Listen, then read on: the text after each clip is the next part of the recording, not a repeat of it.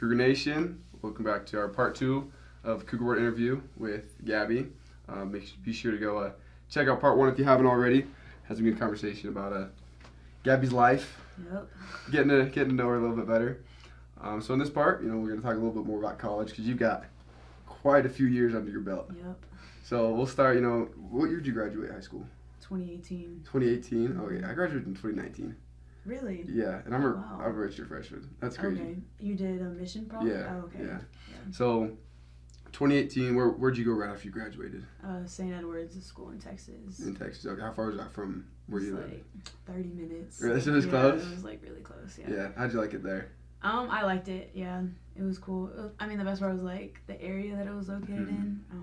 Austin's just a really nice place, and being able to go home whenever I wanted to go was pretty awesome. Definitely took that for granted. Yeah. But, yeah.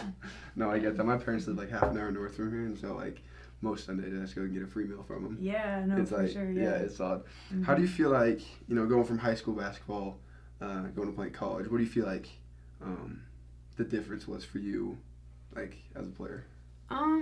I guess it would be like the people that I was surrounded around, like teammates and coaches. Everyone, for the most part, like took it more serious. Like in high school, you definitely have a mix of like players who are just there just to like stay active, players who are there who like want to go like play beyond high school, or players who are just there to like, Yeah.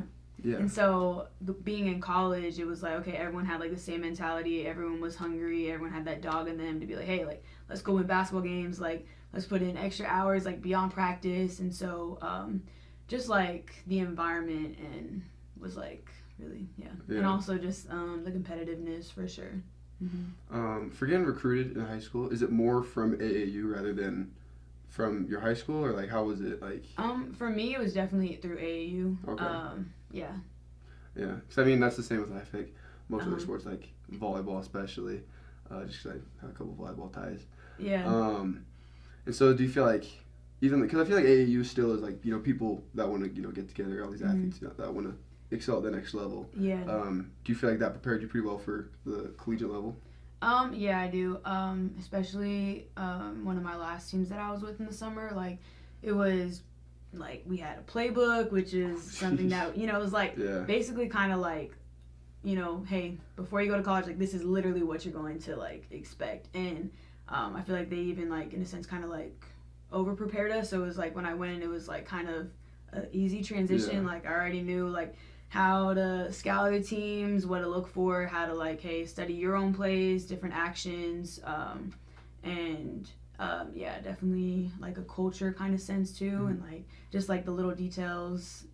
So no, I definitely felt really prepared coming into college, so which was awesome. Yeah. And then how long were you at St. Edward for? I was just there for a year. Okay. And what made you go away from there? Just the fact that I wanted to play at a higher level. Yeah. And so.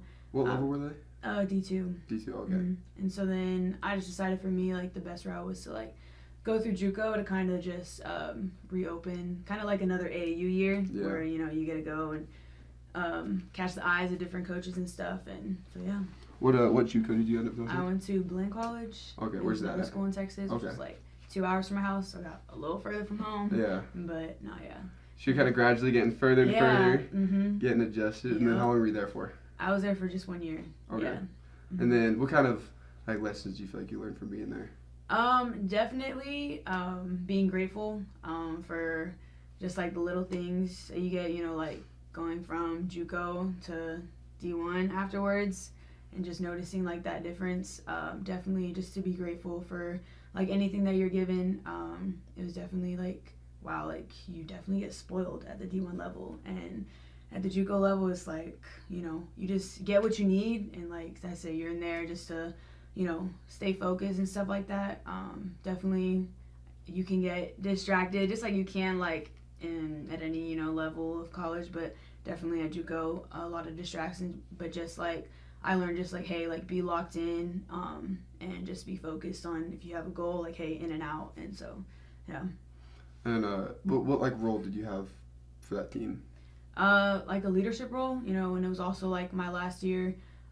We had a pretty solid team, and so it was kind of like we had like a solid 4 or 5 players that hey, we got to be leaders, and like even right now I feel like that team and like the previous year teams kind of set the foundation for like how this program is continuing to like excel. Like they, I think, are now like number 4, definitely top 5 in their rankings. So which is awesome for Division I JUCO. So yeah, they're continuing to do good things. Do you feel like you had a part in that to help the culture of that school grow?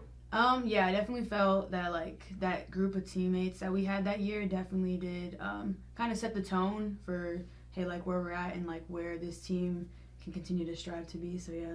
All right. Do you still like, you know, kind of look on ESPN, look on whatever, just to like see how they're doing, just see, cause like those were your schools, yeah. My teammates.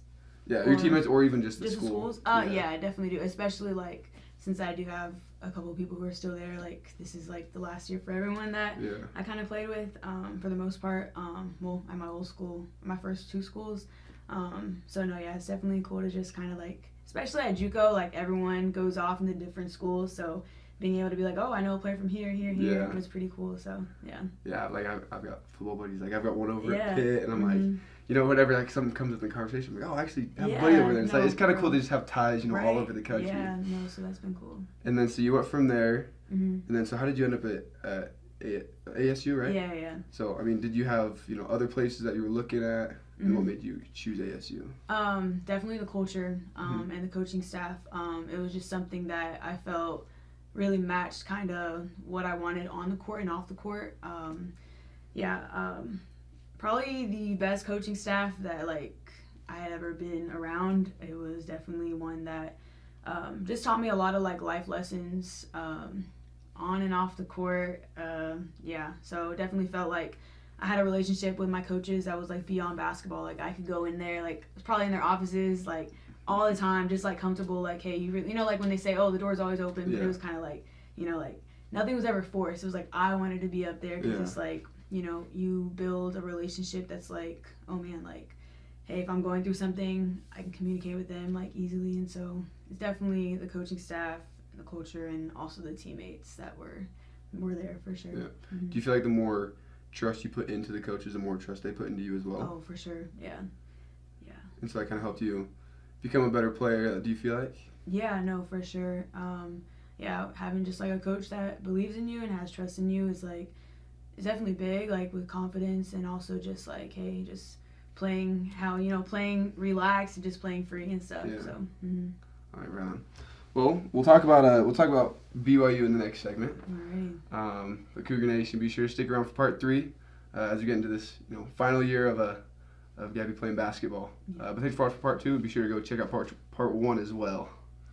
Thank you for watching this interview. Please like and subscribe so you don't miss the other 2 parts of this interview, plus all of our other interviews we do with BYU athletes. We also like to give a special thanks to our Cougar Board insiders for making this possible.